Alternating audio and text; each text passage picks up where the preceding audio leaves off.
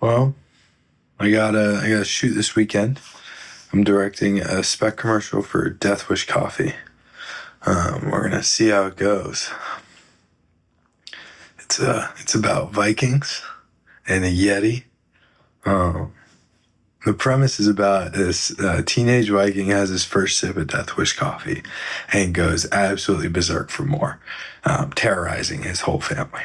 Um, and the premise came out of the Death Wish coffee is supposed to be like the strongest coffee you can buy, right? And I just thought it'd be really, really funny. It's gonna come out really good. It's the first project that I'm I'm really excited for in a long time.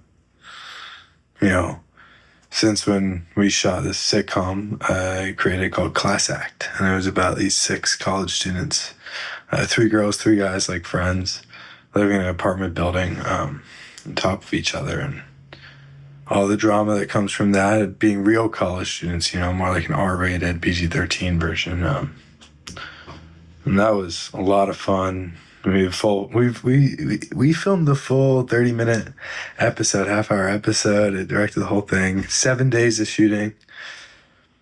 Yeah, we did it on like $2,000, just from me and my business partners' own wallets. I still haven't finished editing that. I don't know if that's something I should be laughing about, but things got in the way. We started getting paid gigs, real commercials. We just got distracted. I mean, the hardest part, and this is not just film, it's in general, the hardest part is you get better at no matter what you do, is that you start seeing all those mistakes that you did that like you could have prevented, right?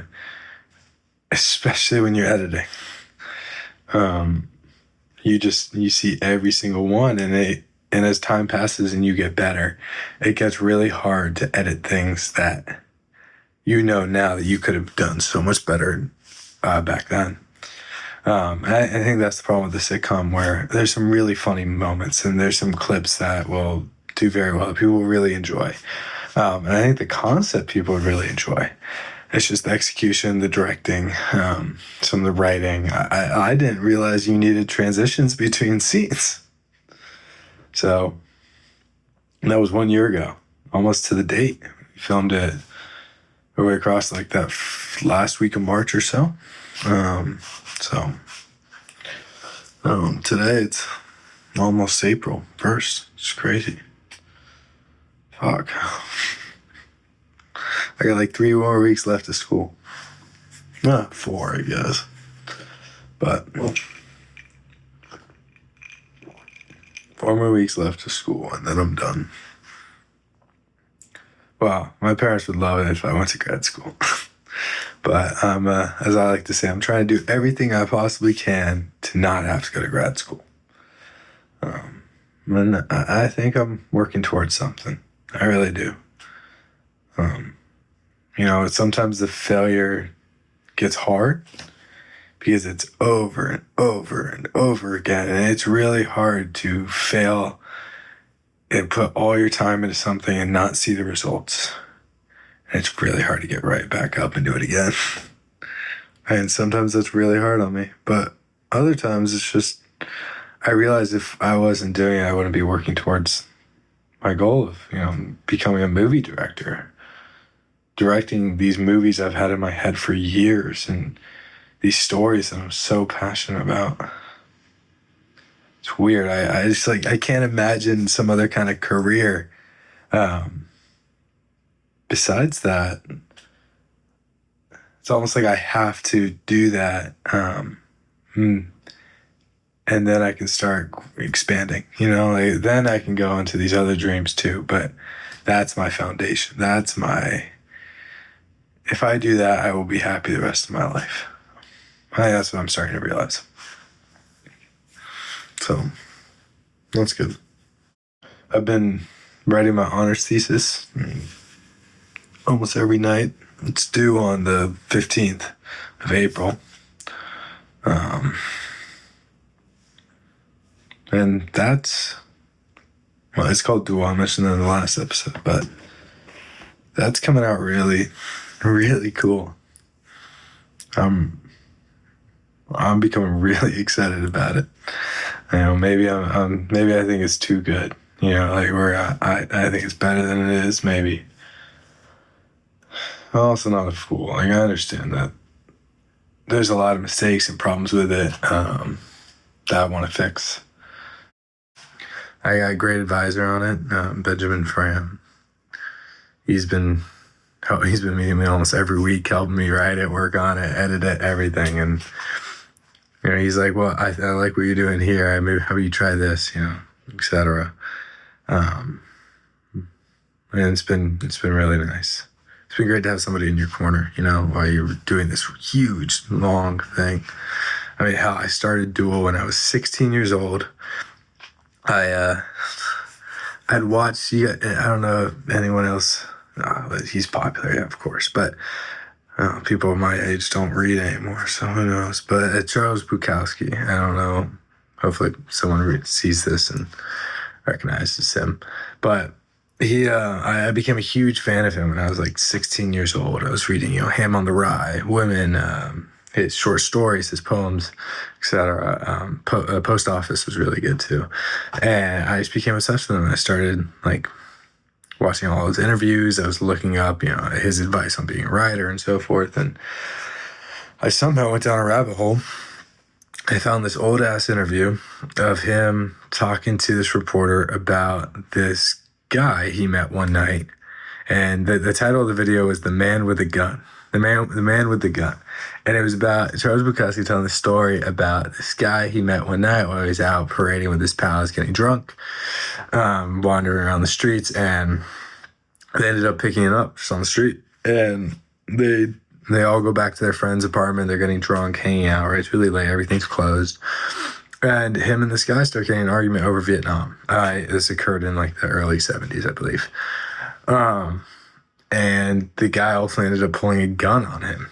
And none of his friends wanted to help, nothing. And the guy was threatening to kill him, everything. And Bukowski just said, "Fine, kill me." You know, he was all screwed up in the head anyway, and the guy didn't. He left, and then a couple of days later, Bukowski's reading the news, and he sees a photo of this man, and he just robbed this corner store or pharmacy, whatever.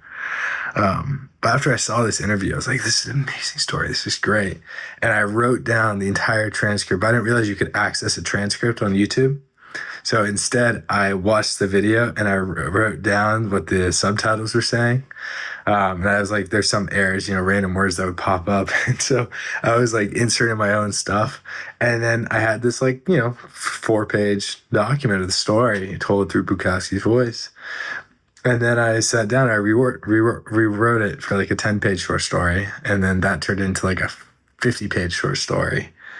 And then that turned into this obsession where I'd rewrite, change different characters, etc. And it just kept blowing up to the fact now is I can't find the original interview. I have no idea if the retelling of what I just told you happened in the interview is accurate at all. Because like I've been working through the story so much where my own thoughts and ideas have been so intertwined to it that the source material has just kind of evaporated. But now I'm 22, Jesus, almost 6.5 years later, it's my honors thesis, and it's a screenplay I've been working on, and it's completely different. You know, it has almost nothing to do with the story, really, at all. But the tone, I think the tone is there. The way he told it, I think, is what really caught my eye, not so much the story. It's just, I can't believe that journey of where I started with that to where I am now. So I guess that's all to say is you never know where the journey is going to take you. Jesus, that sounds so cliche. But I'm really excited for that. Like, this is a movie that I want to see. You know, Tarantino has a famous quote about that. And Jesus, imagine going to LA and you sell a script. You're like, all right, now what? You're on top of the world. That'd be a crazy feeling. That'd be an awesome feeling. Hell, even just getting in the room with an agent about my script. Getting a job screenwriting. Jesus. That would be amazing. All right, dude, I'm applying everywhere. I'm applying to the big agencies, the studios, the smaller agencies, the smaller management groups, production companies, etc. And I don't know what's going on. I can't even get an interview. Worked on my resume a bunch now, so hopefully that helps, but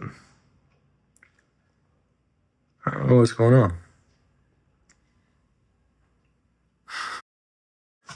I'm just gonna move out there, you know? Getting the surgery end of May. Fixing my deviated septum finally. So that way I can actually like breathe like a normal person. And also, if you notice, I've also broken my nose twice, getting punched and what's the other one? Getting punched and wrestling, the sport. And so now my nose goes in like an S shape. But I have to get the inside done anyway, so the guy's just gonna straighten it out, you know. The guy, he's my best friend's dad. That's my connection there. No connection to Hollywood really, but that's a connection to a good plastic surgeon who will give me a discount. But anyway, so I'll have a month of all June basically to call up every single company in Los Angeles that has to do with film. Once I run out of companies, it's going to be people. So people are going to start getting fucking annoyed at me. But, you know, you got to do what you got to do. You got to force your way in, basically. You know, unless your daddy's the CEO or some shit like that. So, I don't know. That's the plan. We're going to see what happens. Like I said before, this channel really is just to keep me accountable for wanting to be a director, because it's really easy to kind of lose yourself, right? And like, oh my God, you're graduating college, you need to make money, you need to pay rent. And you do, but it's really easy to kind of forget why you are doing all these things, why you went to college, why you got a film degree, you know, why you're moving out to LA. It's pretty easy I think for a lot of people to become content with becoming something else than what they set out to do. And that's completely okay. I don't want to reduce my dreams, my goals. I want to expand them. I am expanding them. I guess that's the scary thing, right? But I don't know. I'm excited. That's the weird part. Like, yeah, part of me is nervous. Part of me is anxious. You know, what the fuck am I going to do? Am I going to have to go back to working in a cafe again? But fuck it. Fuck it if I know. It's going to work out. Just got to keep putting myself out there, keep putting my feet forward. It'll work out. It'll work out. Been my schedule lately between my honors thesis, the screenplay, and the spec commercial for my business partners, the thesis that I'm directing, and then working on these re-edits for a client. I've been going to bed at 2:30 a.m. and waking up at 8:30 a.m. every morning. So I'm a little tired. We'll see. Hopefully tonight I get to go to bed a little early, but I'm going to try to get through maybe 10 pages or so of the screenplay tonight. Just wrapped up doing preliminary work for tomorrow. Tomorrow's the first day shooting for the for the spec commercial. But yeah.